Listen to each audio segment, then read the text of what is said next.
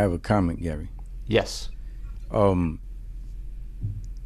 the amount of diligence and energy that you put into what you're teaching is very uncommon, and I don't know how you do it. And I know you have another course coming up. I don't know how you're gonna do both. Maybe there's a Gary clone, or you have more hours in a day Sink or than the rest swim. of us. But I'm just saying that it's so much that you're giving, and the way you do it, and you always have energy for us and attention. I just wanted to make that comment. Thank you, man. I appreciate that, especially knowing you're a teacher. So thank you. Yeah, I mean, one more thing, Gary, before we leave, I think I probably just have to join the colleague who just spoke. And I think what is very unique about your course, I mean, the 2 day per week practice to me, it's golden.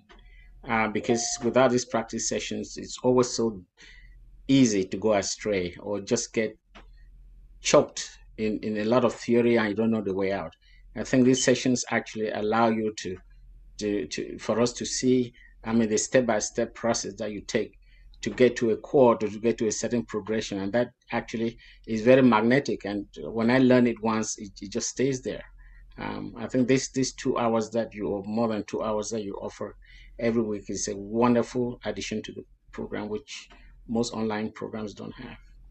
Awesome. Yeah, I want it to be like a college course. So I hope you guys feel like it had that college aspect where these are your classmates, you have the units. Hi, guitar friends. So I want to share with you an hour and 45-minute class I did earlier with 12 or so of the students in my fretLIVE Fretboard Mastery program, where we went over the topic of Unit 10, which is 7th chords. So I started the video by sharing some really kind words from the end of today's session from a couple of the students, in case you were wondering if there's any value in the course, and debating on whether or not to join the summer session starting on Monday, May 17th, or any other upcoming session, all which will be linked in the description. So there's still 10 spots left as I post this for the summer session starting Monday. So go ahead and enroll, and I hope to see you on Monday. There's also a link in the description to an in-depth video tour of what the course is all about. So for the next hour and 40 minutes, here's what to expect. After talking about some of the theory involved in 7th chords, we spent most of the time going over how to turn our regular major and minor chords into major and minor 7th chords and dominant 7th chords. Starting first with open position shapes that we're most familiar with. So just your basic C, A, G, E, D, even B, making those minor 7, major 7, dominant 7, and even minor 7, flat 5, and diminished 7. So even though you only see 6 people on the screen when I'm screen sharing, that's just a default setting in Zoom. There's usually at least twice that amount per session, as there were in this session, but some students choose to come on Saturday earlier in the day, and others on Thursday evenings, depending on time zone and schedule. We've got people all over the world taking these courses. All right, let's get into the lesson. Okie doke. Welcome, everybody. It's Saturday, May 15th. Welcome to the fretLIVE Fretboard Mastery live session for Unit 10, number 2, 7th chords. I'm really excited about this session because I love 7th chords. And what we're going to try to do is just basically the theory component that you're yet to watch. I'm just going to do that all live here. We did this Thursday, and I learned a few things Thursday, so hopefully it'll go even smoother today based on some feedback I got on Thursday. So we're going to go over what are 7th chords, why 7th chords, how do we create 7th chords, why are there 4 kinds of diatonic 7th chords. What I mean by diatonic 7th chords is that within a key, if we make 7th chords out of each note, we end up with 4 variations instead of 3, which are our triads, major, minor, diminished. You'll see we have 4 variations when it comes to 7th chords. We're going to go over how to take our major and minor chord shapes and turn them into 7th chords, starting with the open shapes, because if we understand the open shapes, then the movable shapes will make more sense. We're going to go over the 5 7th chord shapes, meaning taking all our movable shapes and making them major 7, minor 7, dominant 7. And then we're also going to talk about 3 variations of the minor 7, flat 5. Don't worry, you're going to understand what I'm talking about in a moment. And we're going to play through the harmonized scale using 7th chords instead of triads like we did last unit. And then if you need help with any of the songs that you might have been working on, we will go over that. So let's first just start with how we construct seventh chords. And I'm just going to do this right here. So let's say we're in the key of C, right? And so we have C, D, E, F, G, A, B, C. Okay. Now we know that to make a C major triad, we start on C, we skip over D, we get E, we skip over F, we get G. And that's just a triad. And the way that we create a triad is we just skip and then skip again. Now, we can keep doing that. If we do that one more time, now we have C, E, G, B, right? And now what we ended up doing is we took a major triad and we added a seventh. And in this case, a major seventh. Now, how do we know it's a major seventh? Well, how far away is B from C? These two notes, how far away are they from each other? In terms of half steps or whole steps? One half step. One half step. One half step. So a major seventh is one half step away from a root. A major seventh is one half step away from a root. So, for instance, if I do that on the guitar, so I started on C, I went C, skipped over D, E, skipped over F, G, skipped over A, went to B, and then B is a half step back to C. So that, in the case of the one chord, in the key of C, the one chord, C major, if we do that formula, C, skip over the second note, get the third note, skip over the fourth note, get the fifth note, skip over the sixth note, get the seventh note, we end up with what we call a major seven chord. Okay, so a major seventh chord is a major triad plus a major seventh. Now, one other interesting thing. A seventh chord contains two triads.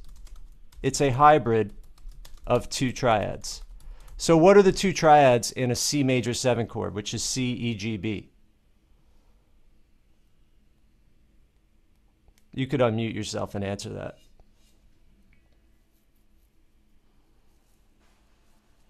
Well, we know that C, E, G is 1. There's E major in there. There's a what? What did you say, Steve? E, G, and like, well, maybe an E minor chord. Yes, there's an E minor triad.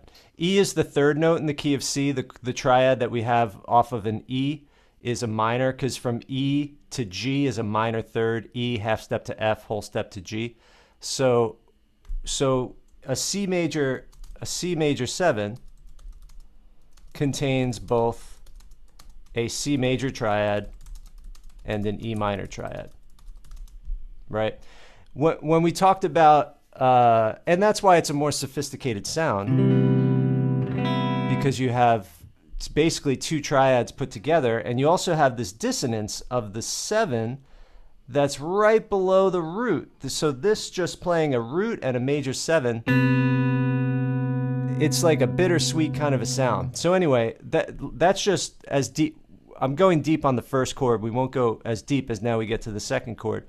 So let's just talk about how to make that chord. So if we take a C major chord right here, and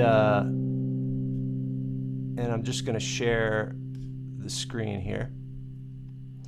So if we take a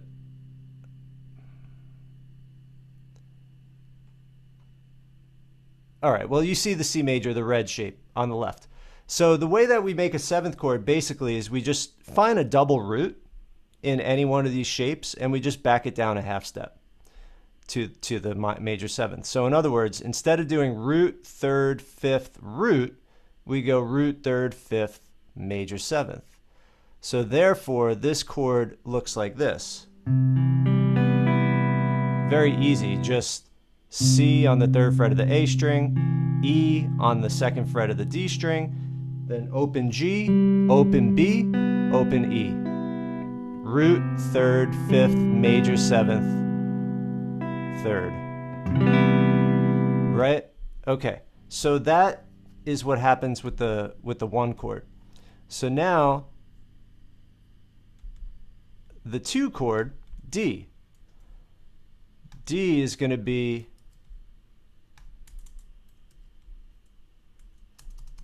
D, F, A, C. Right? So this one is basically a D minor and an F major.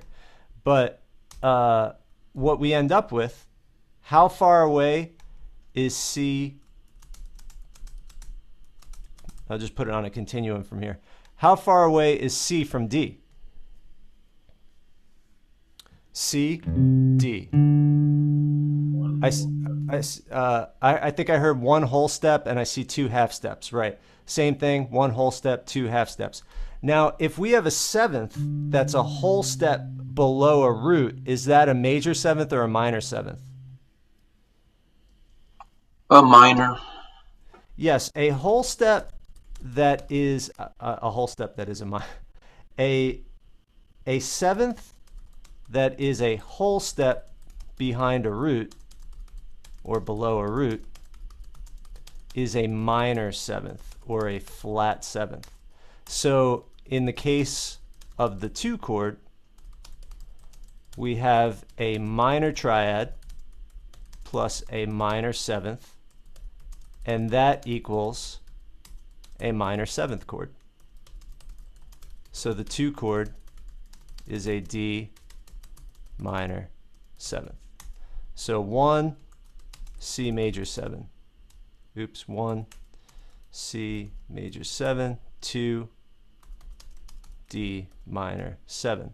And if I just show that here, so D, skip over E, F, skip over G, A, skip over B, C. So now, how do we make a D minor 7th? Let's just look at our basic open chords to start. So if here's a D minor chord,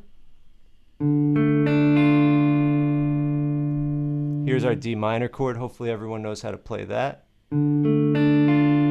It's just open, 2nd fret on the G string, 3rd fret on the B string, 1st fret on the E string. That's a regular D minor chord. So now to make that a D minor 7, the way that we do it is we find a double root note. We already have our open D, so another D is kind of redundant. We don't need it. So where is there another D in this 4-shape thing, 4-note thing? We also have a D on the 3rd fret of the B string. So that's redundant. So let's turn that into a minor 7th. We know that a minor 7th is a whole step below a root. So we come back a whole step. And now we have this. Or you could either play it with your first 2 fingers here on the 1st fret, or you can go.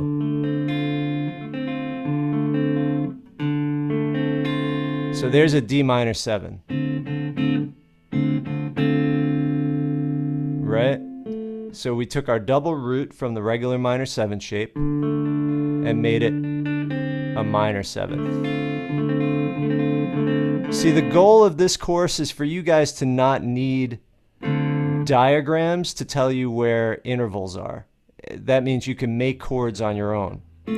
Like, for instance, this is a chord that I never learned from anyone. I just played it because I know that's how you make a minor 7th chord.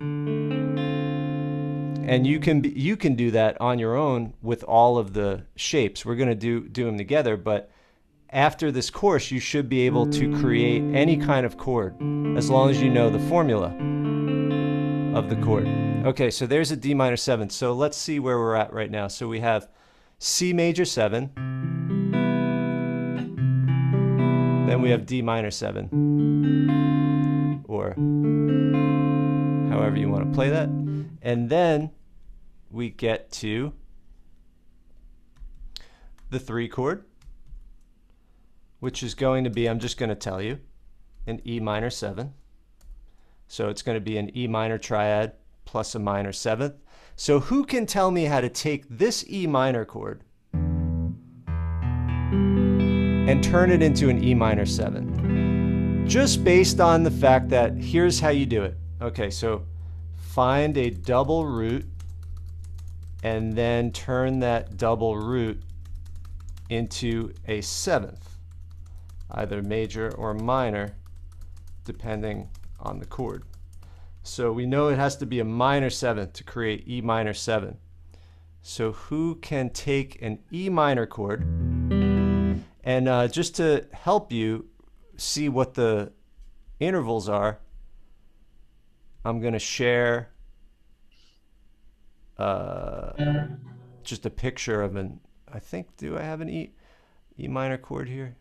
I thought I did.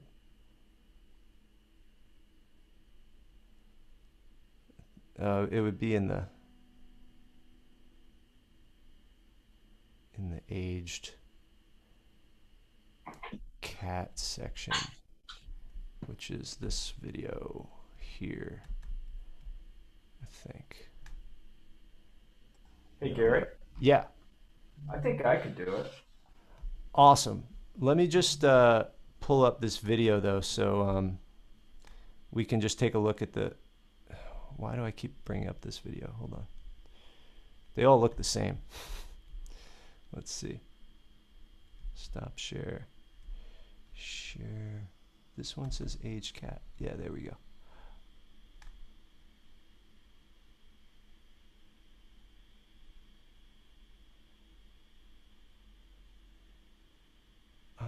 Oh, I see.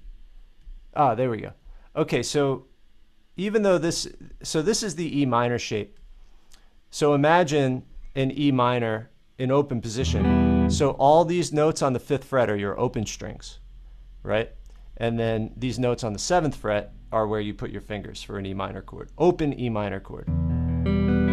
Right here it's pictured on the 5th fret, but here it is open. So in order to make our minor 7th chord, we take our double root. We can't move this double root down here. I'm going to show you what you could actually put it here, but the obvious thing is to take this double root and make it a flat 7. So who can play me an open position E minor 7 chord? Chris said he can. Chris, let's see it. All right. It kind of was mind-blowing. I hope I did it right. Yes. Can you tell us what the frets are and what's going on there? Yeah, it's so you have your 5th basically on the A string at the 2nd fret. That's right. So it's an open low E. Yep. Your 5th on the. Yeah, give me all the intervals. Yes. Keep going. Your 5th. All right. Can you hear me? Yes. Your 5th is on the 2nd fret of the A. Yep. The D 2nd fret would be where your 3rd is, or I'm sorry, where your octave is. Exactly, the double root. Yeah, your double root. So now you're eliminating that double root, and you're gonna drop it down one full step. Yes. And that's gonna become your flat 7th. I mean, right. Sorry, yeah, your flat 7th. And when you say drop it down one full fret, I mean one full step. Where is it then? Sorry, it's just an open chord. It's an open string. Okay, so just the open D string, right? Yeah, because your 7th would be right behind the root. Yep. So your 7th would actually be on the 1st fret D string. Yep. Now to flat it, you have to just one more half step, and so that would make it an open D string. Totally. And then the rest of the strings are open. You're going to have. Yep. And you're on your way to Gordon Lightfoot. Yeah, and the thing is that voicing could get kind of muddy. So another thing you can do is just play this flat 7 where my mouse is. So imagine this is 7th fret is 2nd fret, 8th fret is 3rd fret and 5th fret is open strings. So you can just play, and that is that's the "Wish You Were Here" voicing of. I like to just relate things back to classic songs. So like that's just an E minor chord, and you add the flat 7 with your pinky. And you could even go like what they do is this in "Wish You Were Here." They add the minor 3rd on top, so it's like this.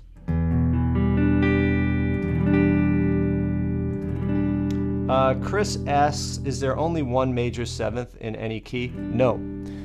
The next chord is also going to be major 7th. So now let's go back to our worksheet here. And so in 3 we established was E minor 7. Now 4, let's see what 4, well I just gave it away. 4 is going to be F major 7, so a major 7th chord. And let's just see why. So, oops. Let's just see why. Because we know that FAC is a major triad, that's our 4 chord. And then we skip over D, get to E.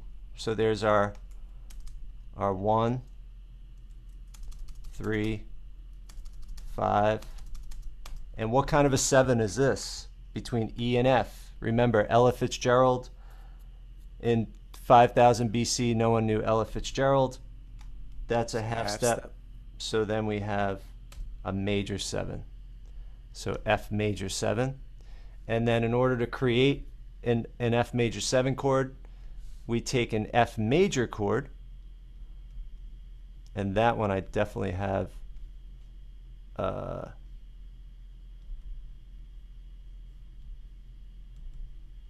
in here.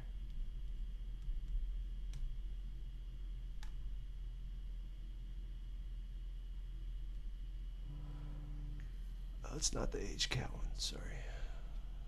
Share.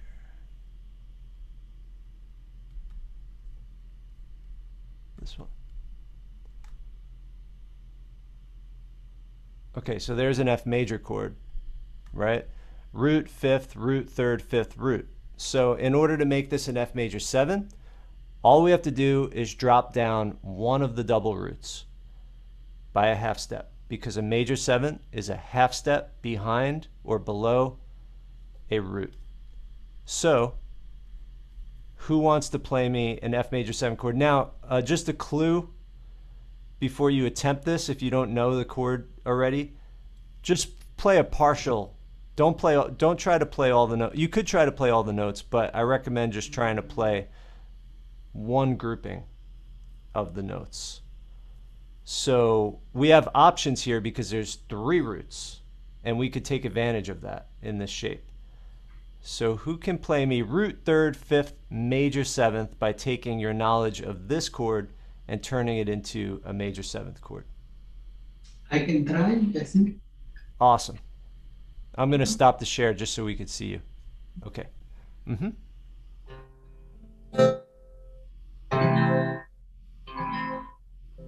Can you play one note at a time again? Yeah.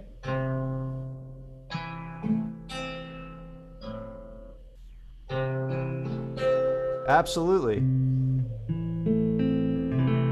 Yep, cool. So Alessandro did root, 3rd,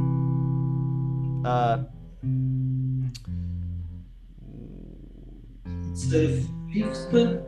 I'm sorry, you did 5th, major 7th, 3rd, 5th. Yes. Yeah, it threw me off because I didn't hear the root on the bottom. Okay, yes, true. But yes, that's okay. Technically what you played was an F major 7. Now, if everyone looks at his, yep, there's another way to do it. And I was saying in the last session, that's like the, yeah, rock on, man, kind of a fingering to go like this. Where it's root, 5th, 7th, 3rd, root, 5th, 7th, 3rd, 5th, root. But that for me, I don't like that voicing. That's just personal, and I haven't seen it very often. What I do see in place of that is this, which is a little more simple. It's just root, flat 7, third, I'm sorry, root, flat 7, third, 5th. And you skip over the A string. The A gets muted out in this mess. So root, skip over the A, flat 7, root, major 3rd. And there, in this case, you get the open E string, which is also the 7th. But and that's the movable one, isn't it, Gary? Absolutely. Like in the chord progressions that I compilation that I made, like Best Part by Her, he plays that 3 times. He goes, no, twice. Yeah, very popular shape. So there's a lot of variations on that one. The other way to play this one is root, 3rd, 5th, major 7th, like that, right? Root, 3rd, 5th. This would be a root, back it down a half step. So just, and this was in House of the Rising Sun, the easy version where I had.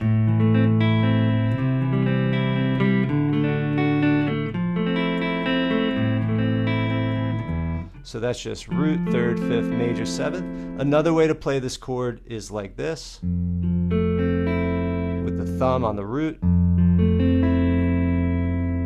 So we have this, we have this, we have, you could add the 5th below, 5, 1, 3, 5, 7.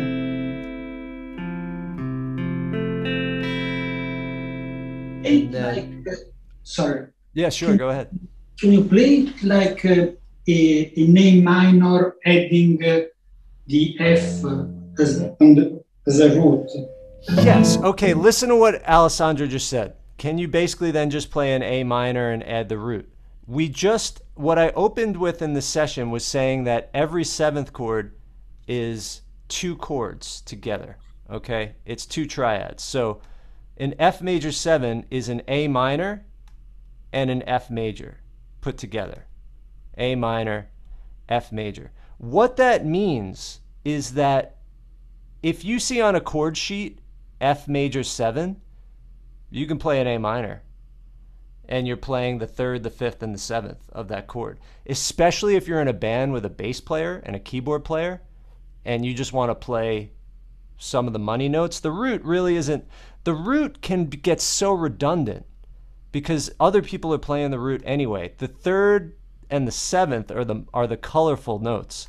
So you can literally just play an A minor and you're playing an F major 7th. So Alessandro just saw that connection and he said, oh, can I just play an A minor with an F on top? Yes, that's what this is. I mean, that's what that voicing is. It's an A minor with an F on top, right? Precisely. Yeah, and we're gonna show how these are movable shapes in a moment where obviously they look different. Okay, so then we get to our 5 chord. Now the 5 chord, we already went over the 5-7 chord. So this would be a G7. We went over this in chord progression function within a key. So this chord, the dominant 7 chord has the dominant 7 chord is the default 7th chord because it's been the most commonly used and is the most functional throughout millennia. You know, so like in classical music, the dominant 7th chord was the way that you would create a really strong resolution back to a home chord. G7 to C, 5 to 1. So it serves an important function because it has that tritone that then resolves to the 1 chord, and it also has the 5-1 motion. So this chord combines the 5 triad and the 7 triad. So if we look at this chord, so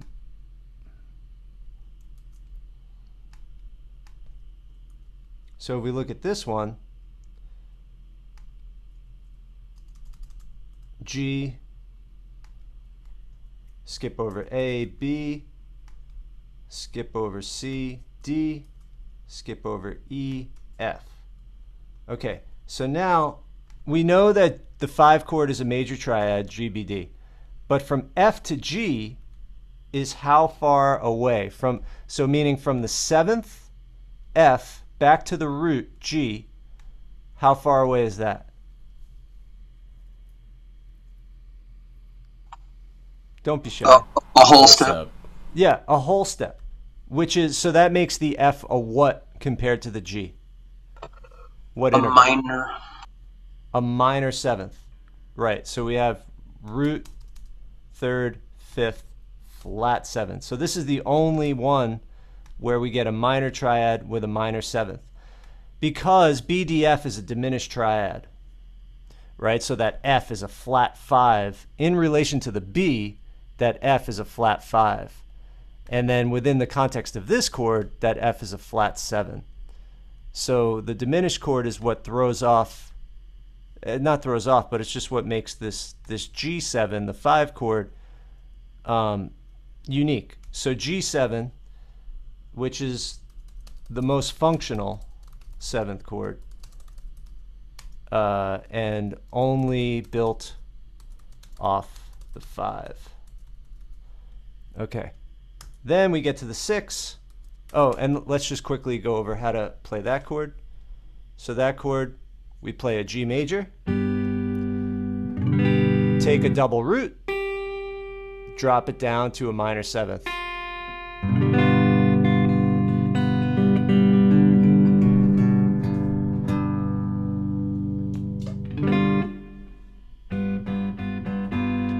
So there's a G7.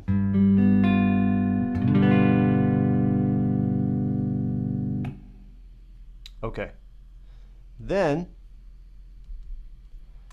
the 6th chord is another minor 7th, A minor 7. And who wants to show me how to play an A minor 7? So basically just take an A minor chord, figure out what are the intervals. Root, 5th, root, minor 3rd, 5th, take the double root, drop it down to a flat 7, and then you have an A minor 7.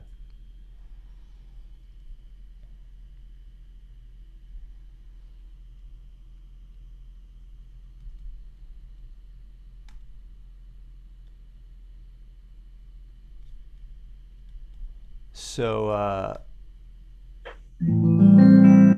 oh, I hear it. I hear it before I figure out who's playing it.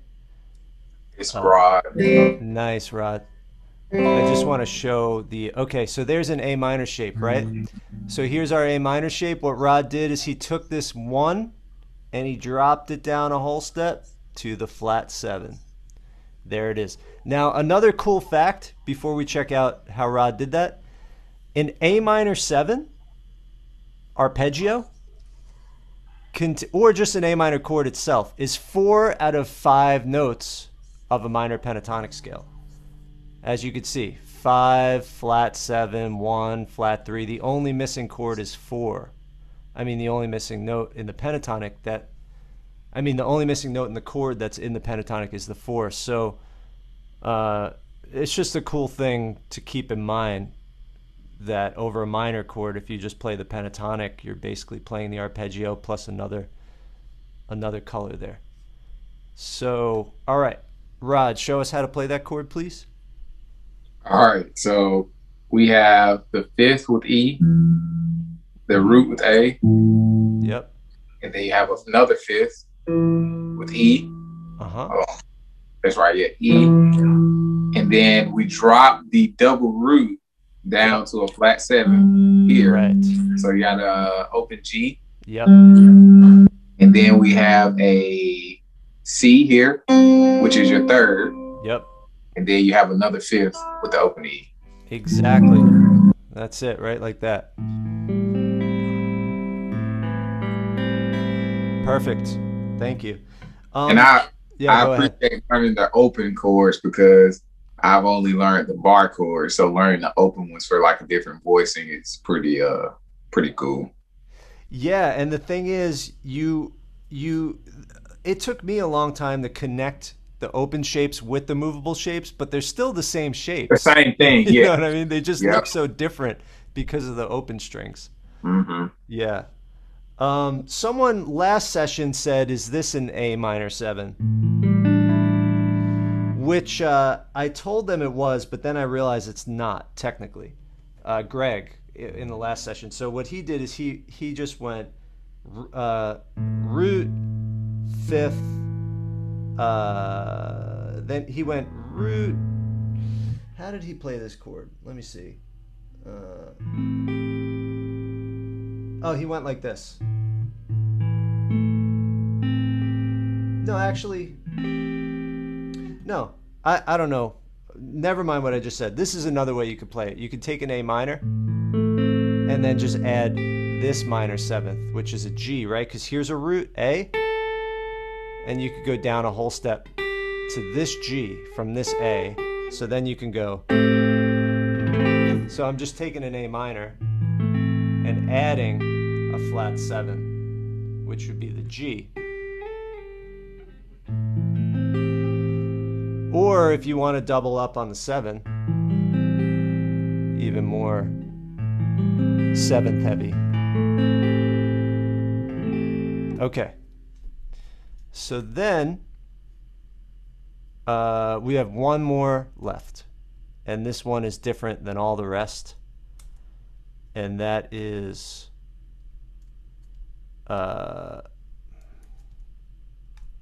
okay, so then the 7th chord is going to be a B, 2 names for this. B minor 7 flat 5 or B half diminished. And that chord, we start on B, we skip over C, we get to D, we skip over E, we get to F, we skip over G, we get to A. So what we end up with is a B diminished triad and a D minor triad put together. And the thing is, well, we know BDF is a minor triad. I mean, I'm sorry, we know BDF is a diminished triad, but from A to B is a whole step. A to B is a whole step, A, B. So from the root note B, A is a flat 7, it's a minor 7th. It's a minor 7th. Okay, so why is that called a half diminished 7? Because there's the thing about a diminished chord is that it's stacked minor thirds, which is interesting. Interesting because it's the only symmetrical triad, right? You could fold it on top of itself because the middle note is the middle note is right in the middle, whereas the major triad or a major triad or a minor triad, we've got to shift that third. It doesn't fold on top of itself. So we can add one more minor third to keep the pattern and make a fully diminished 7 chord. This is a non-diatonic chord, but it's great as a passing chord between 2 chords or in place of a diminished triad or half diminished chord. Diminished chord. or in place of a dominant 7 chord. I'm going to demonstrate all this in a moment. So first let's make the half diminished 7, and then I'll come back to the diminished 7 and talk about that chord just because we should be aware of it. So in order to make this chord right here, we start with our B. Let's actually start with a B minor chord, just to keep it simple. So let's start with a B minor chord. Here's a B minor chord in the open position, in the key of G, right? It exists in the key of G. G, A minor, B minor, C. So B minor, root on the 2nd fret of the A string, 5th on the 4th fret of the D, double root on the 4th fret of the G, minor 3rd on the 3rd fret of the B, and then the bar catches the 5th on the bottom. Okay, now let's make that a diminished triad. We take this 5th and flat it. So now we have root, flat 5, root, flat 3rd, no E string anymore. So root, flat 5, root, flat 3rd. Okay, now let's make it a B half diminished 7. We take our double root, back it down to a minor 7th. Now we actually have a practical shape. So that's B half diminished 7. And that's going to be 2nd fret on the A string with the index finger, 3rd fret on the D string with the ring finger, 2nd fret on the G string with the middle finger, and then 3rd fret on the B string with the pinky.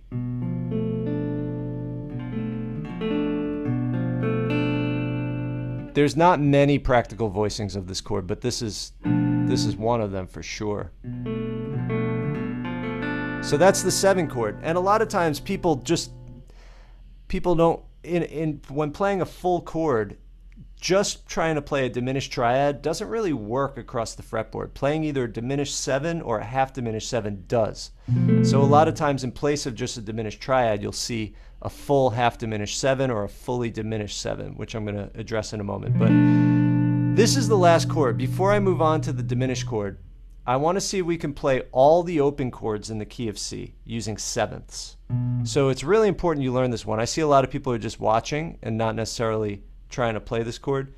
You should definitely try to play it, because going from the C... I'm sorry, Alessandro? Can you play this chord as a D minor adding the A, the open A string?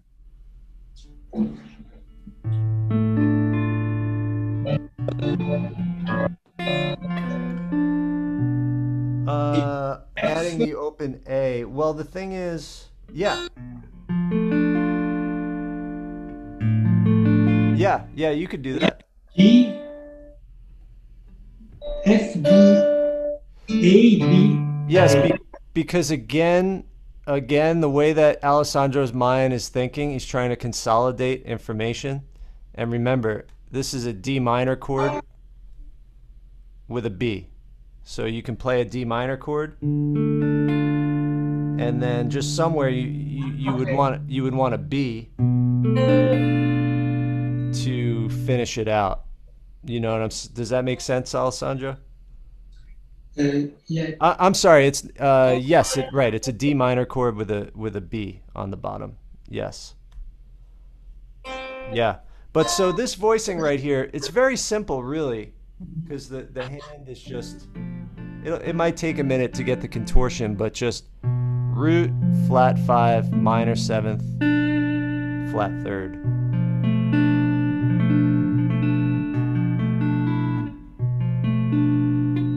And some people, I've seen this, like using the side of your hand to add that F there, like this. But not necessary. And you could also just go like this, which is just a D minor chord with that, just no root. Like like we were saying, you don't always need the root, so you can just play the other triad in the chord. You know what I'm saying? Just a D minor. You can just play a D minor. Okay, so let's just summarize key of C. C major 7. Oh, and just quickly, before we do that, here's the formulas, just so we can make sure we have it all. So 4 types of basic 7th chords that are diatonic, meaning exist within a key naturally, not altered. And that is major 7, minor 7, dominant 7, and minor 7 flat 5, also known as half diminished. And the formula for major 7, root, third, well, let's just say 1. 1, 3, 5, 7. Formula for minor 7, 1, flat 3, 5, flat 7. Formula for dominant 7, 1, 3, 5, flat 7. Major triad with a minor 7. Formula for half diminished 7, 1, flat 3, flat 5, flat 7. Any questions on that?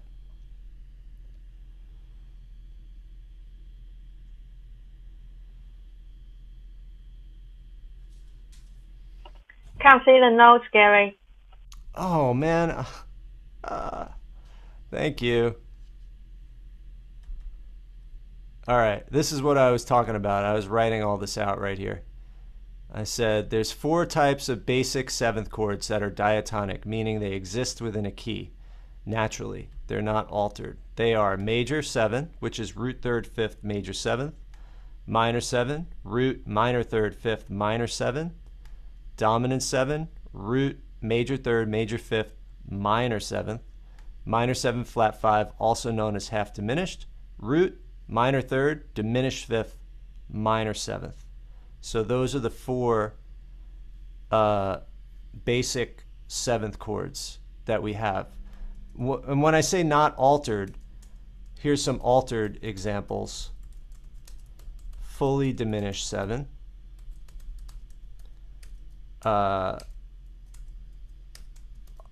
You know, like augmented 7, an augmented triad with a major 7 or something like that.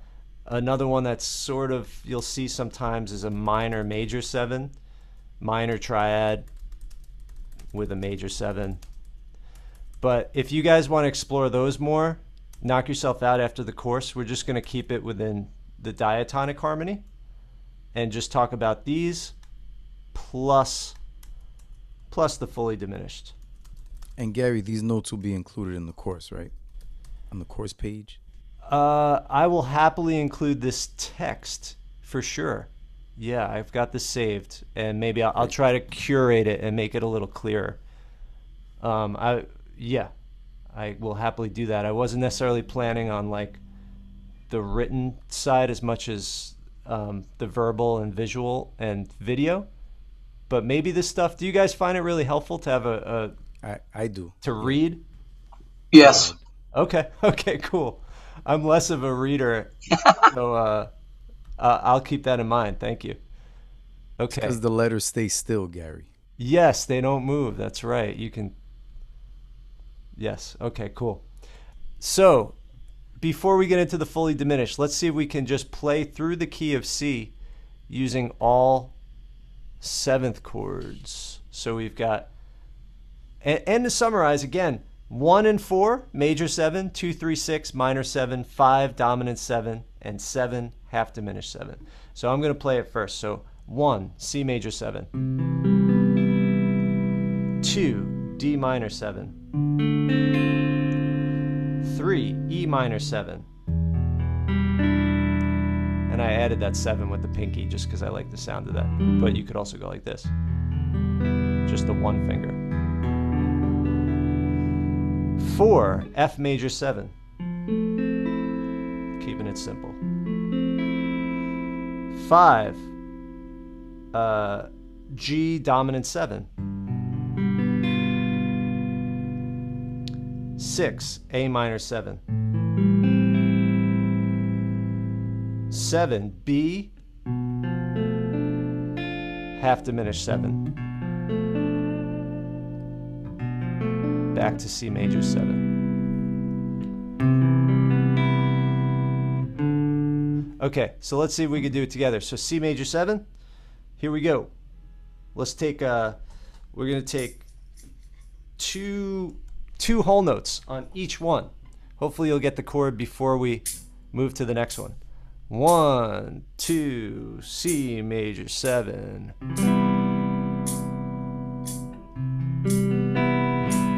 Okay, now we're going to go to D minor 7.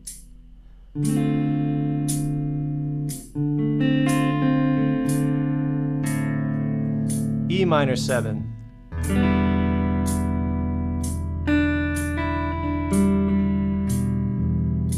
F major 7.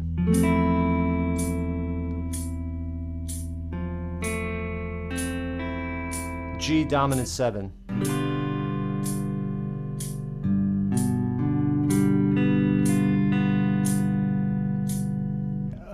Where are we going? A minor 7, sorry. 4, 6 chord.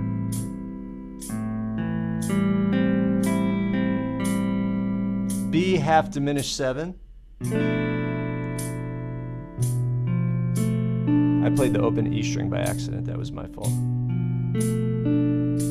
And then back to C major 7, 4. Cool. Any questions about that?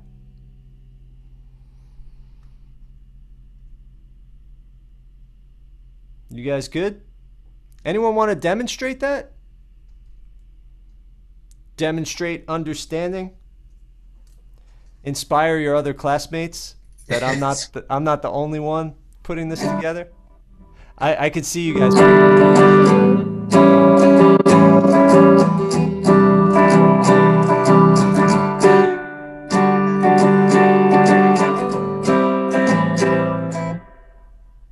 Nice. Is that Pete? Yeah. Yeah. Yeah, that's a lot of those chords. I recognize them from a song by Duncan Sheik called "Barely Breathing." All the minor chords. Oh, cool. So it's got E minor, A minor, F minor. So, yeah. Excellent. Your thumb is looking better. Yeah, it's good. It's a little better. Yeah, thanks. Good. Good. A little Yeah. less bandage today. I saw Pete during a one-on-one session the other day, and he had a giant bandage. I don't mean to put you on the spot, but that's okay. He hurt his hand, but has continued playing guitar. So I give you a lot of credit. Yeah, it's getting there. Thanks. Anyone want to go through the key of C, all 7 chords?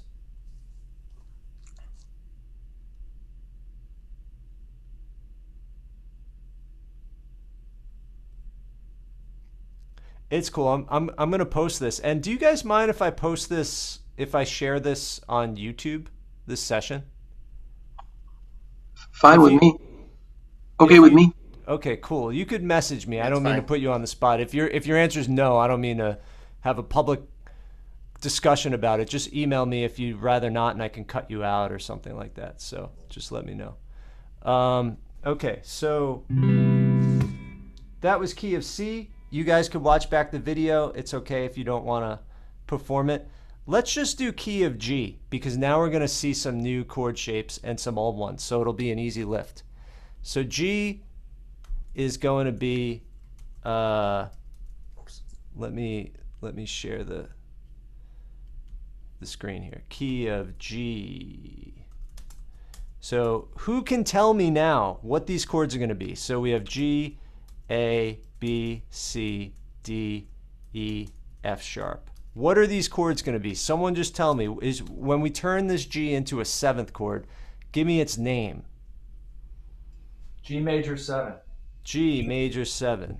When we turn this A into a 7th chord. A minor 7. A minor 7. How about the B? B minor 7. B minor. B minor 7. I like this chorus. We're starting to get a chorus of answers. C?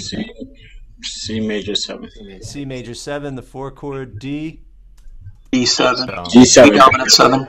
D7, also D7. known as D dominant 7. Exactly. We want to remember that that's what that's called, even though we just write D7. And then E? Minor. Minor 7. E minor 7, and F sharp? F diminished. Minor flat 5. Exactly, both. F sharp, half diminished, or minor 7, flat 5. Exactly. Okay, so now let's create these chords. Oops, I'm not sharing. Okay, so we start with our G. I'm just going to mute you guys just because there's a little bit of feedback. Okay, there we go. We start with a G major. We want to make this a G major 7, so we need to take a double root. Well, we have the notes G, B, D, G, B, G. In our typical one, some people do G, B, D, G, D, G. So let's just take this double root. We need a major 7, so we back it down a half step.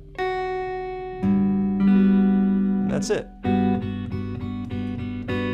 Now I just skip over the A string with this voicing. I mute out the A string with the angle of my second finger.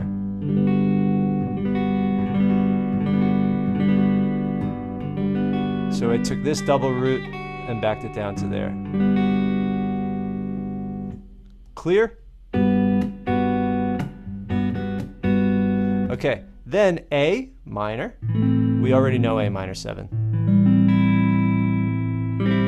Took this double root, backed it down. Or we could add this minor 7. Here's A, back down a half step. All right, then we've got B minor 7. We haven't gone over this one yet. So root 5th, root, flat 3rd, take the double root and back it down to the bar, which is down a half step. Root 5th, flat 7th, minor 3rd, 5th. This is my probably my favorite chord voicing on guitar. There's just so much you could do with it.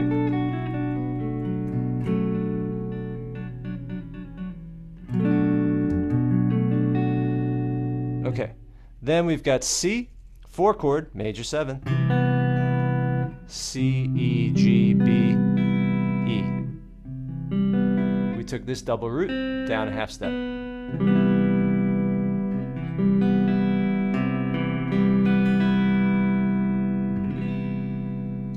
Cool. Then we've got D, 5 chord. We haven't done this one yet. I'm sure you all know it already, but you might not have thought about the intervals. That's what this course is for. So we've got D major.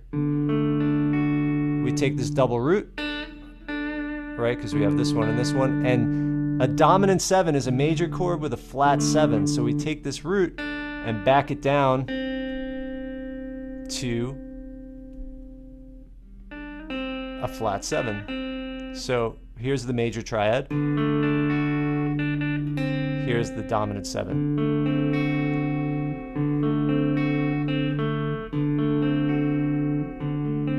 My favorite using of this chord is Red House by Jimi Hendrix when he goes.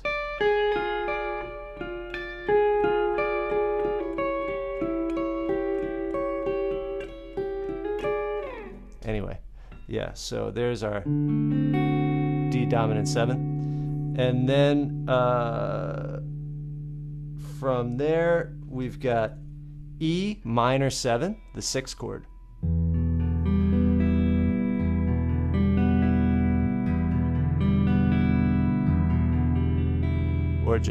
Or we could even go.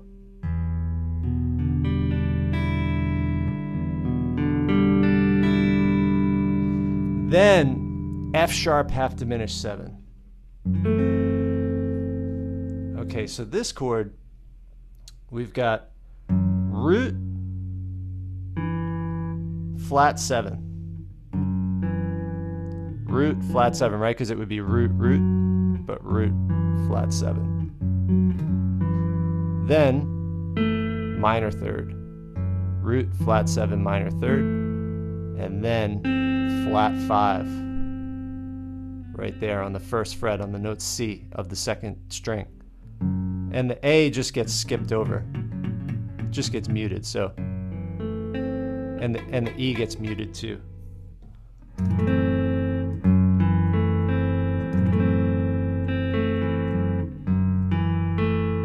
So these are all on the second fret, and then that's on the first fret.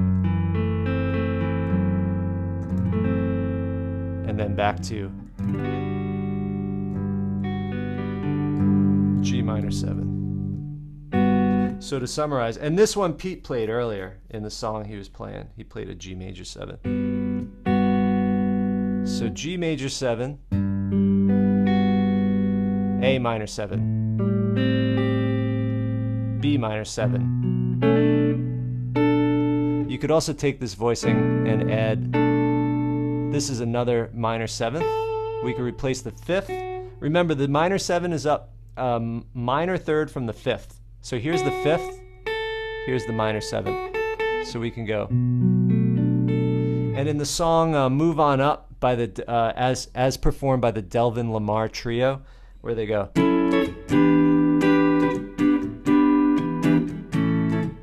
In the intro, he does this really cool thing. He goes like B minor pentatonic, and then he goes, and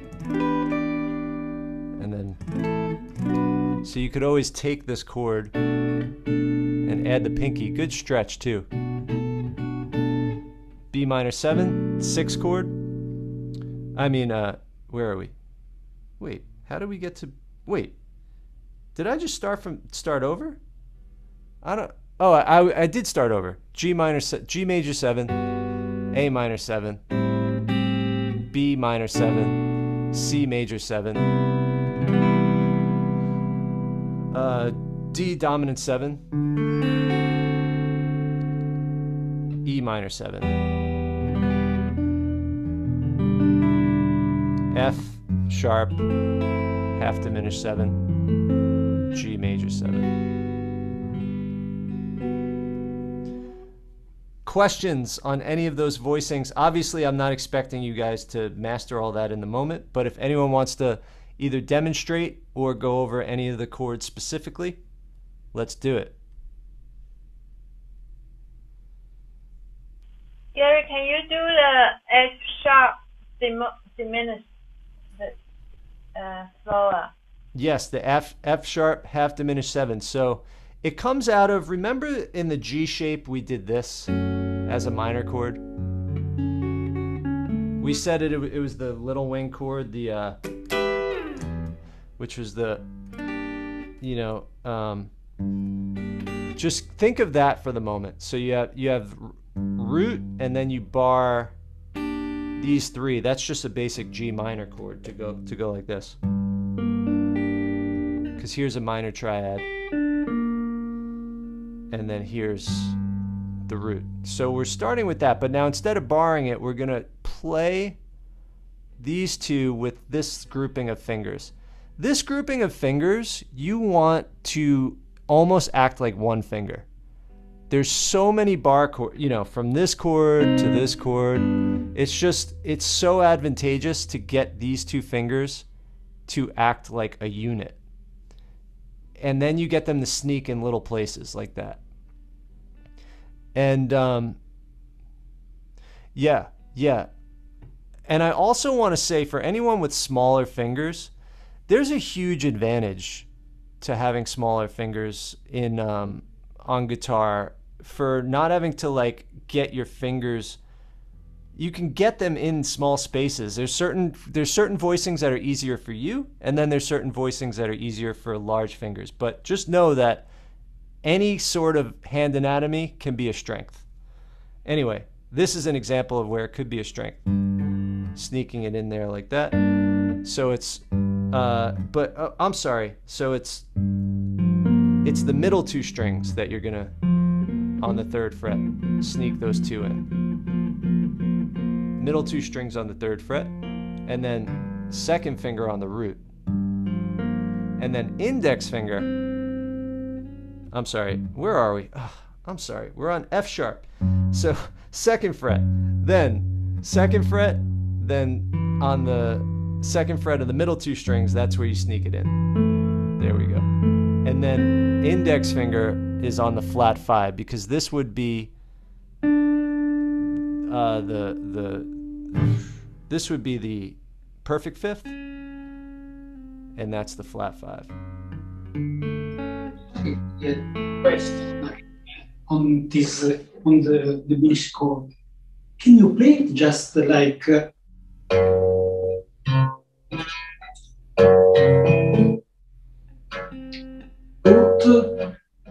then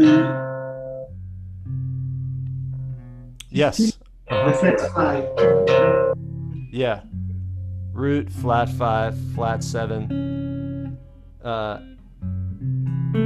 You could do that like this.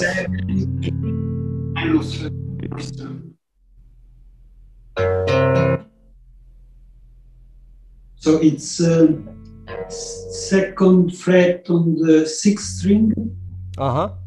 3rd fret on the 5th. Yep. 2nd on the 4th, 2nd on the 3rd. Yes. Yeah, you could do that, but then you can't play, you kind of run out of strings, right? Because here, that's a major, that's a perfect 5th. So you can't really, I guess you could, yeah. I also find that voicing a little muddy, whereas this one is more, it's less muddy. But what Alessandro's doing is he's just taking the formula and applying it, and like listening to me in one ear and working it out on his own in the other. So that's awesome. Keep doing that kind of thing. You'll find voicings that you like, and you'll discover voicings of chords, and you'll know what they are. So that's great. Yeah, and I was thinking again about the B diminished 7, the one that we said before. Is your voicing? Mm-hmm. I think you can do this B, F, A, B,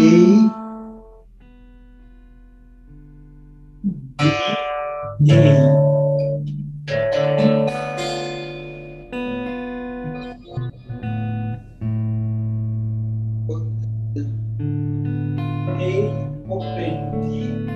Ah. Oh yeah. Very cool. Yeah. The only thing you're missing is the, oh no, you have the B, you have the D. Yeah, beauty. There's an open diminished chord with the A in the bass. Yeah. The only thing is, in the context of strumming open chords, it won't have the same gravity as something like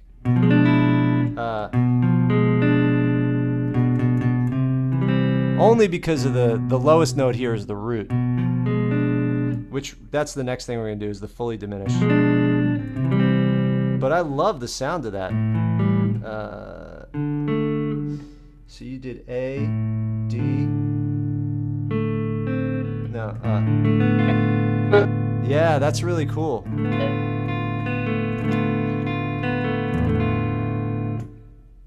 Thank you. Any other questions, or anyone want to play through the key of G or the key of C?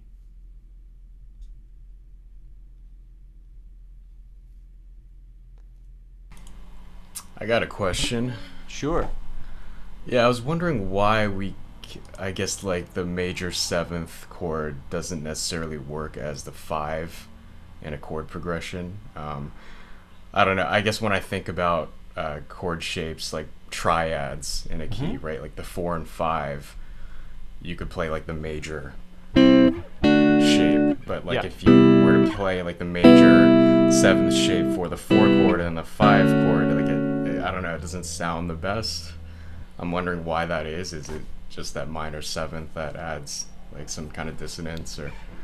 Yeah, well, it's just the fact that you're then becoming non-diatonic, you know. So like, here's the G, here's the 5 chord, right? If we made this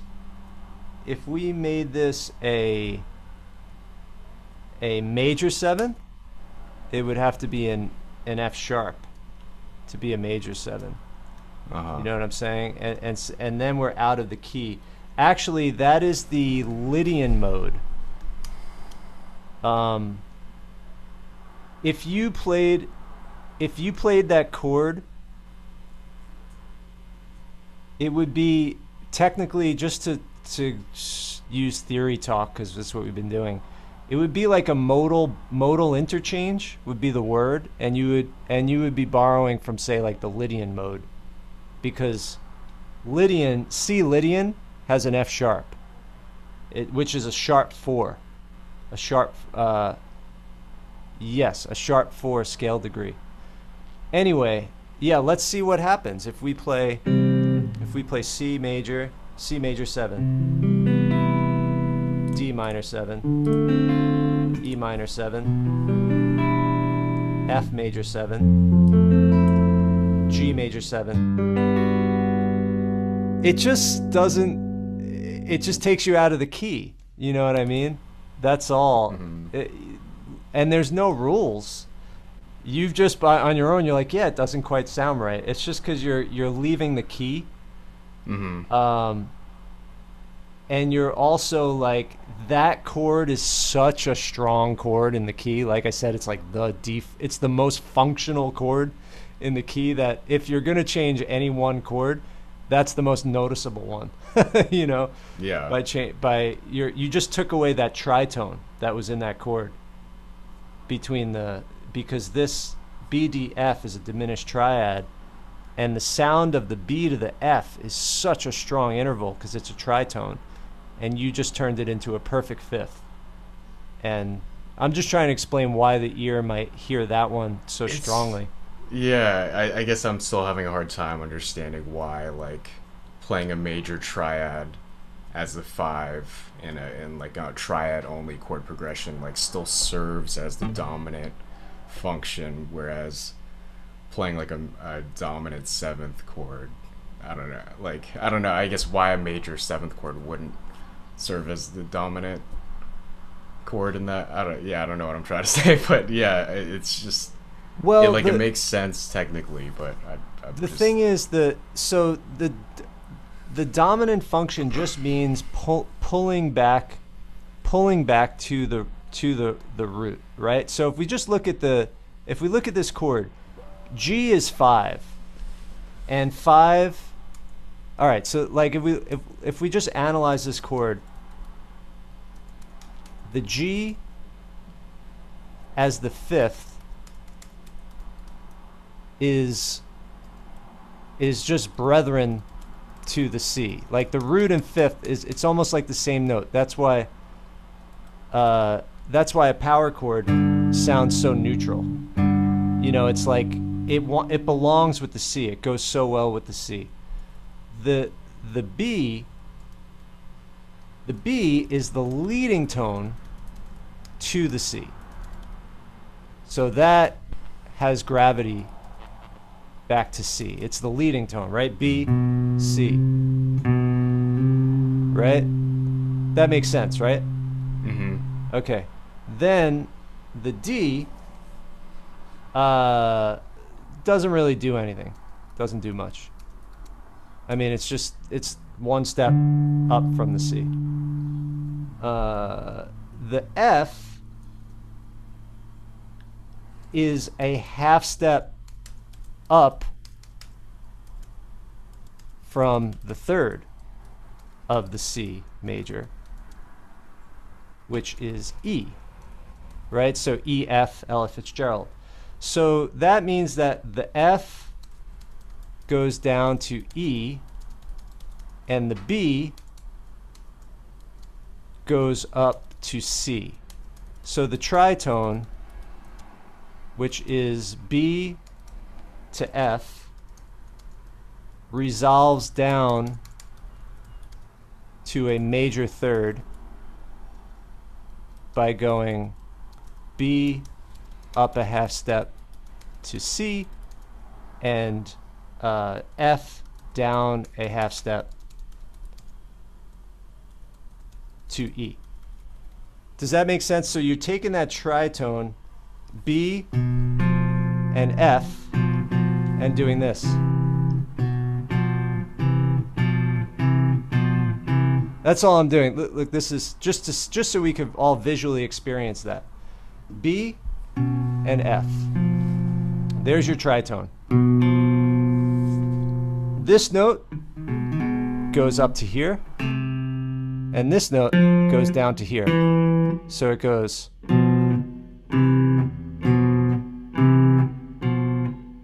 That is the sound of dominant resolving to tonic. And it's so strong.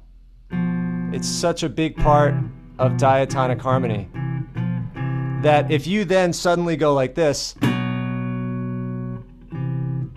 that's what you would do by adding that F sharp. You see what I mean? You're taking this and you're making it this. It's suddenly like unrelated to the C chord by adding that F sharp. It like doesn't really have. It's not connected any longer. Does that mean you shouldn't do it? No. Knock yourself out. Have fun. But there's a reason why it doesn't work, and hopefully that explains it from a theory standpoint. Yeah, I think so. It's definitely going to take some time for me to like fully digest everything you just said. But yeah, was I sharing my screen on that? Yeah, you were. Okay. Okay. Cool. Yeah, would you mind including that in the notes that you share as well? Yes. Yeah, I'll post that on the Facebook post. All the notes that we have here. Appreciate it. Yep. Okay. So the last. Oh, there's so much that we didn't get to, but I think this was valuable. Just putting it in open position. We still have a little bit of time left. Okay, let's just quickly talk about the diminished 7. And that is, if we take, here is our B minor 7 flat 5.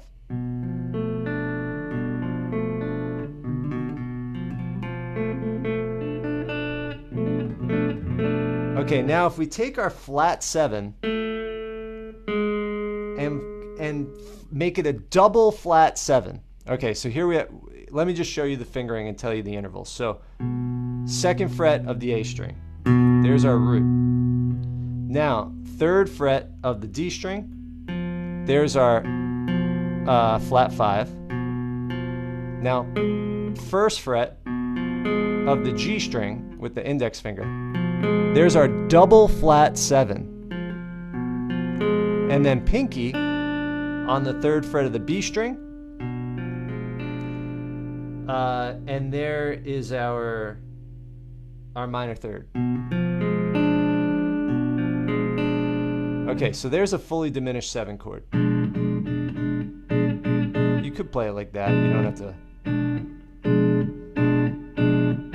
Okay, so that chord is perfectly stacked minor thirds. It's the only chord that's totally symmetrical, and it can keep going on a continuum. In other words, if I go B minor 3rd to D, minor 3rd to F, minor 3rd, wait, where is it? Minor 3rd to A. If I go another minor 3rd, wait, where did I start here? I'm sorry, B, D, F, A flat, B. I get back to where I started. And I could continue going minor thirds indefinitely, and it'll still be the same 4 notes over and over. Now, big deal, right? Well, here's the cool thing. If you play a fully diminished 7 chord, And I play this one right here. And the notes are B, F, A flat, D. B, F, A flat, D. Now, if I go up a minor third, I play the same notes. So watch this. B, D, F, A flat. That's what I said. Let me just put this in the chat. And B, oh no. In the order I just played that was B, D, A flat. No, I played B, F, A flat, D. B, F, A flat, D. Stick with me with it for a minute. B, F, A flat, D. Okay, B, F, A flat, D. Now, if I go up a minor third, now I'm playing D, A flat, B, F. D, A flat, B, F. D, A flat, B, F. And then if I go up another minor third, then I'm playing F, B, wait, did I go the right direction? Yeah, then I'm playing F, B, D, and A flat. So you're talking different versions, basically, because of the but symmetrical it is. Yes, they are different inversions, but same shape. Yeah. Whereas other chords, a different inversion means a new shape. Yeah. With the diminished chord, it's the same shape. And what that means is that any one of the notes can be the root note in that chord. So any one of these notes can function as the root note. There's only 4 diminished chords because there's only 12 notes. Each diminished chord can be 4 different ones. So that's just a little theory thing to keep in your back pocket. Now, I think, was it with Oliver last time? We talked about the double flat, and you were like, I never heard of a double flat. Yeah. Yeah, so the thing is, a diminished chord is root, flat third, flat fifth, double flat 7. We never mentioned double flat 7 as an interval because double flat 7 is enharmonic with major 6. They're the same note. Explain what enharmonic means. Yes, enharmonic means same sound, different spelling. That's what it means. So in other words, like if you called this chord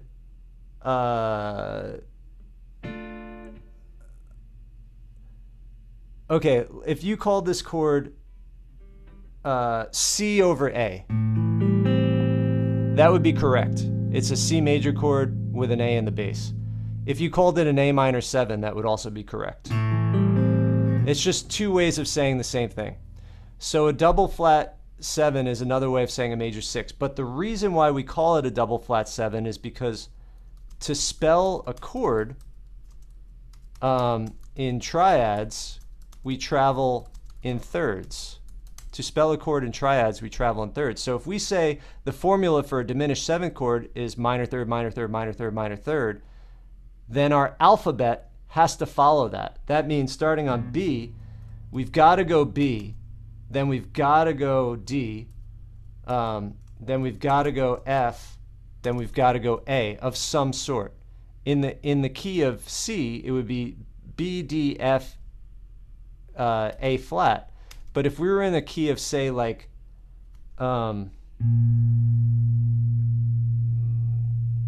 certain flat keys, that flat would be a double flat because it has to accommodate the double flat 7 and to stick with the alphabet. So when you're looking at diminished chords, you might see, whether in notation or in chord construction formula, double flat 7. And that's all there is to that. As far as the voicing, so again, this is how you play it, this one, on the A string root. And you could use that as a passing chord. So let's say you were just going from like C to D minor, you could do something like...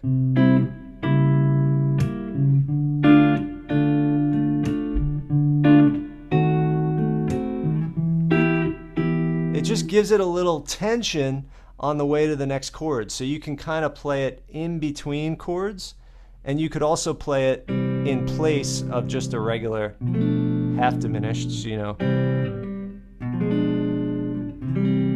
Or you could play it in place of a 5 chord. C instead of G7, you can play B diminished. It's a little more dramatic. But it serves a dominant function. It leads. Tension wants to resolve, right? So you can either use it as a way to create tension on your way to a new chord or on your way back home to the home chord. I'm sorry.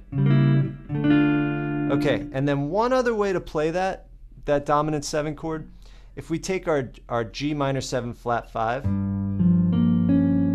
no, our F sharp minor 7 flat 5, so we're in the key of G, so we went like this, and that was. Now we just take this flat 7 and make it a double flat 7, and then it looks like this. In some ways easier. So root, now we're gonna bar strings 2, 3, and 4 on the 1st fret like this. But we're gonna put our 3rd finger down on the 2nd fret of the G string. So 2nd finger, bar across strings 2, 3, 4, counting toes to nose, and then put our 3rd finger on the 2nd fret of the G string. So now we have root, double flat 7, minor 3rd. Wait, where are we here? So yeah, I'm sorry. Root, double flat 7, minor 3rd, flat 5. So.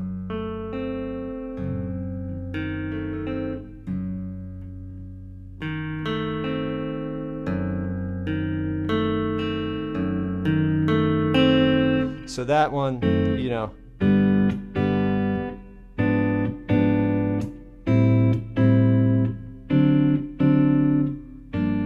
Oops.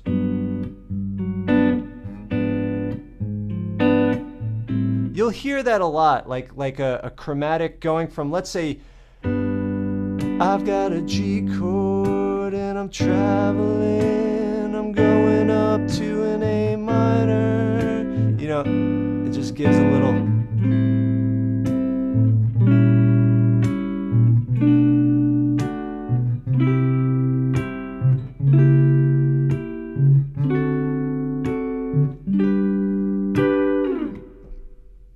There's a lot there's a lot here. Does that, any questions about those 2 diminished chords?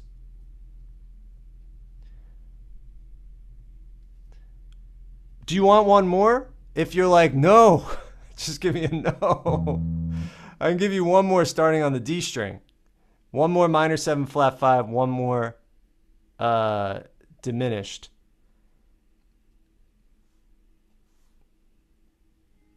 Okay. So let's say we're playing this. Let's say we're just playing.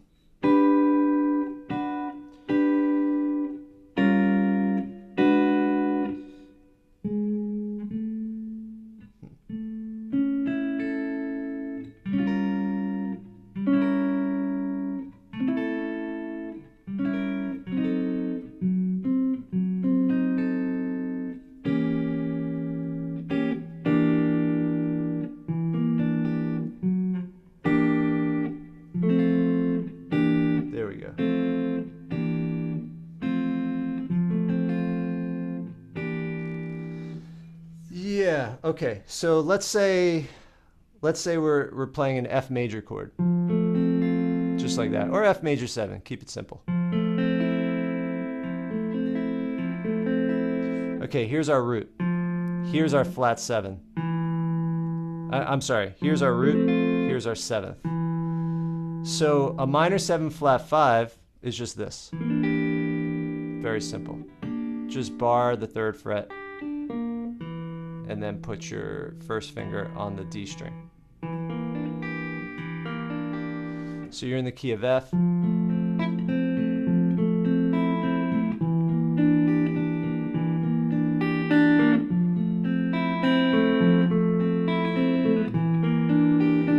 So it's just a 2 frets. And then a fully diminished is the same shape we did as minor 7 flat 5 starting on the A string, but starting on the D string. So F major, E minor 7 flat 5, F major 7, G diminished, I mean F sharp diminished, G minor,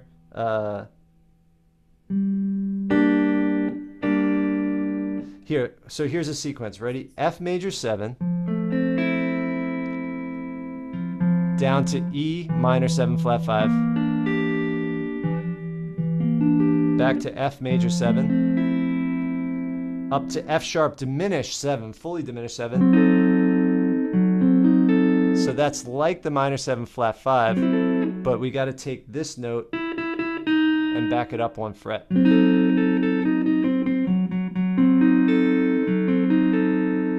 So we went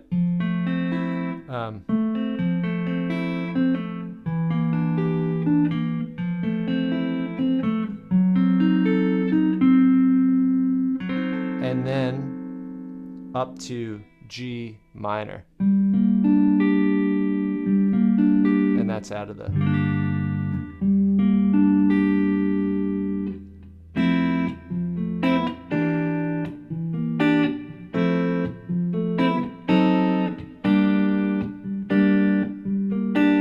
anyway. So yeah, there's, just to summarize, the half diminished minor 7 flat 5. Okay, so starting on the low E string, let's just look at it. Let's do it all on the chord G. So if we wanted to play a G half diminished on the low E string, it would look like this.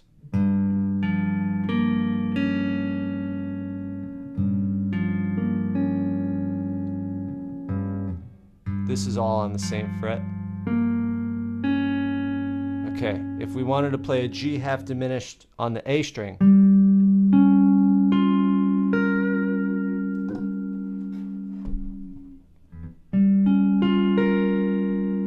if we wanted to play a G half diminished on the A from a D string root,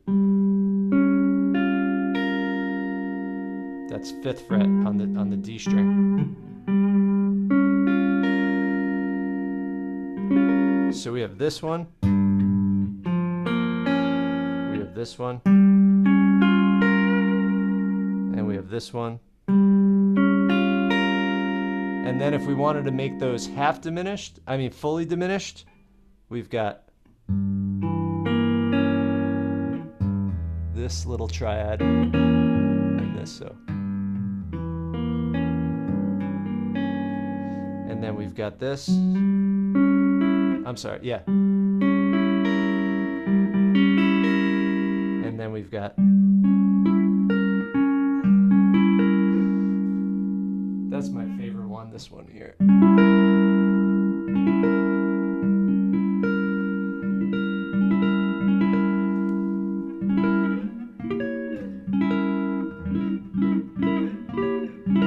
And just as a way to experiment with these, being we spent so much time, I want you to feel like you know how to use it.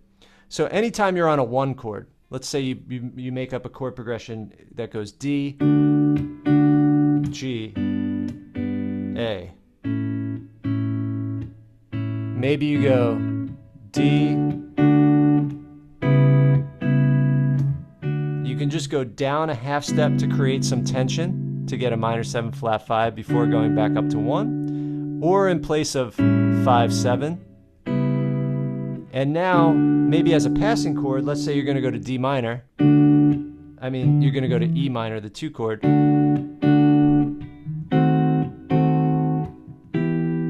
You can add maybe a diminished passing chord. And that's all there is that I'm going to say in this lesson about diminished chords. And now in the last few minutes, I'm going to ask you guys, well, first of all, I'm going to say that we didn't go over most of the things here that we went over in the first session. The first session, we blew through the open chords and got to the other shapes. So I'll post both sessions, session 1 and session 2, while I finish up the animated lesson, just so you guys could see this same concept applied to the other shapes. But I think it's good that we spent the time on the open chords, because that, if you can't play it open, it's kind of weird if you know it elsewhere, in my opinion. But it's a common thing, like Rob was talking about. Questions? How are you guys doing? Any questions?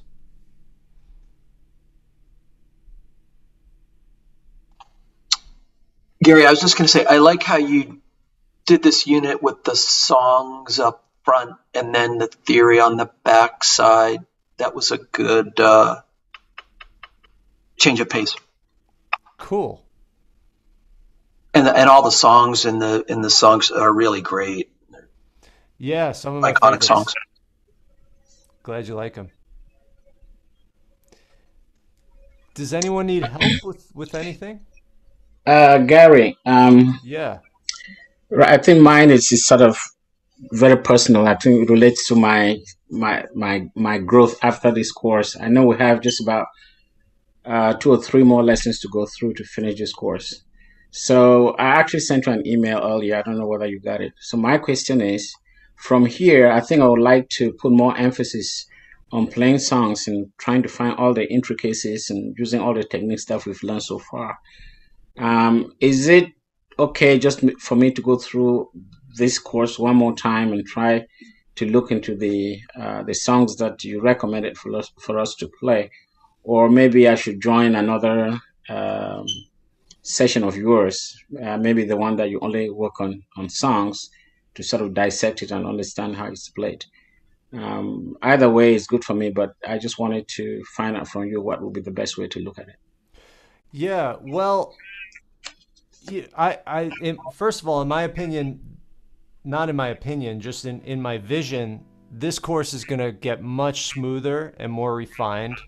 As far as what to do next, yeah, like if you want to become a really good soloist, which I know is something that you want to do, I really suggest just using great music as your study guide.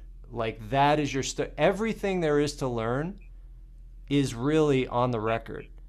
What I am helping you do is make sense of what you're learning, give context of what you're learning, and help you kind of understand how it all fits together.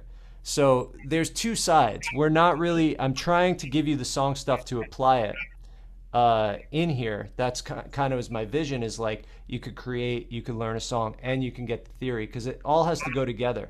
There's so many people that know tons of theory but don't really play that much music, so to speak, you know what I mean? And then there's some people that are incredible musicians that don't know any theory, but I think if you ask both those people, they're going to say they feel limited in one way or another.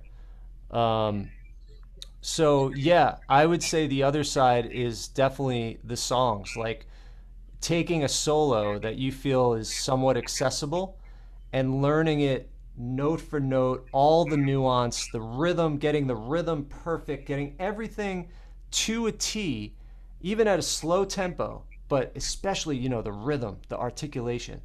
And then going back with a fine-tooth comb and analyzing, okay, what is this thing he's playing in this over this chord, and where on the fretboard is that, and what are those intervals, and can I take those same intervals and that same thing and place it elsewhere on the neck? And now can I insert some of my own creativity and take those phrases and workshop them to make them my own and really make it part of myself and not just me imitating somebody? That has helped me more than anything. And like just this last video that I posted where I was trying to imitate Amy Winehouse, where she goes like,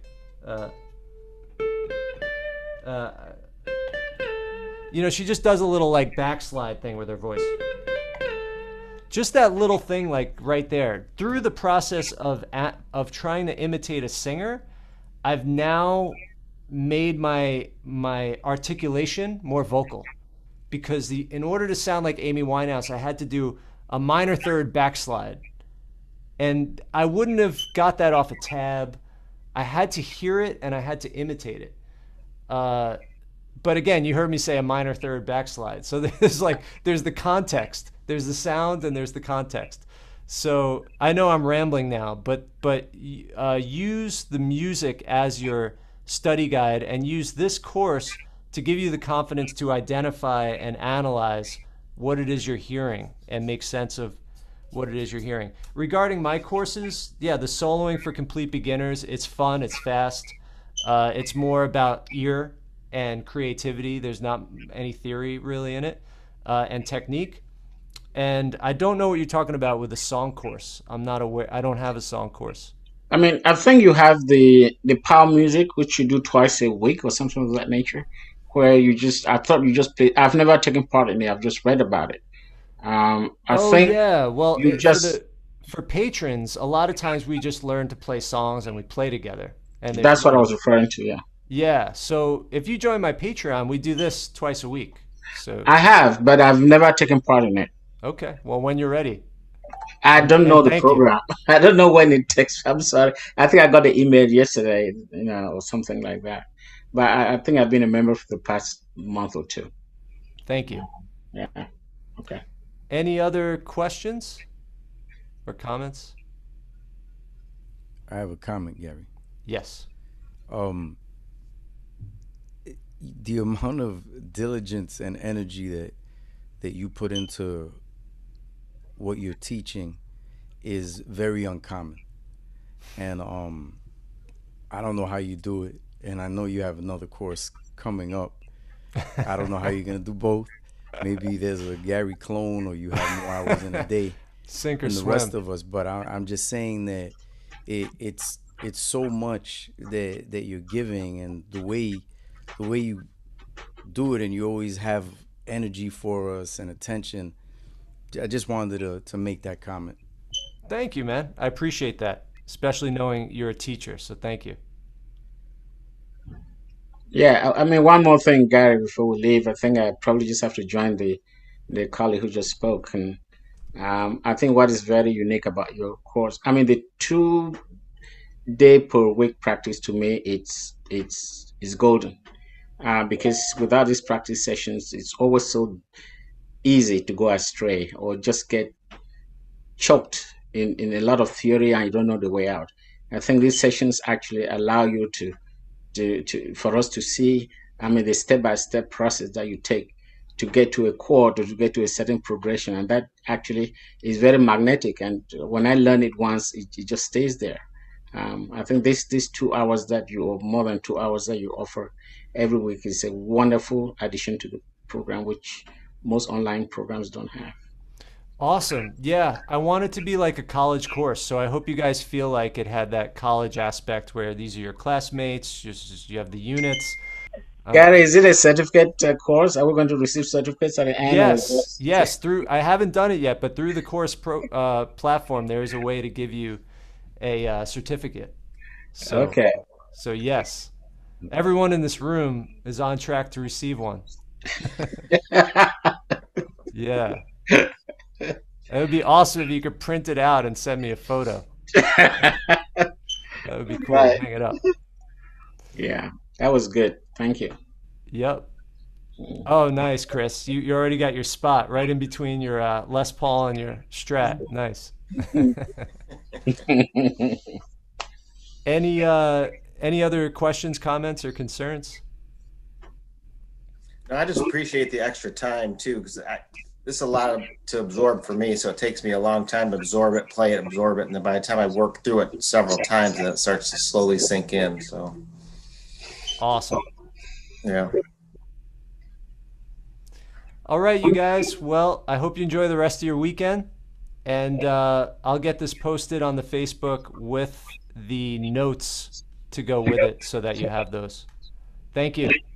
Okay. Thank you, Gary. Thank All right. you. Take care. Bye. Gary. Bye. Thank Thank you. you And during the week on your posts. Bye. Thank you. Thank you. Bye. Bye.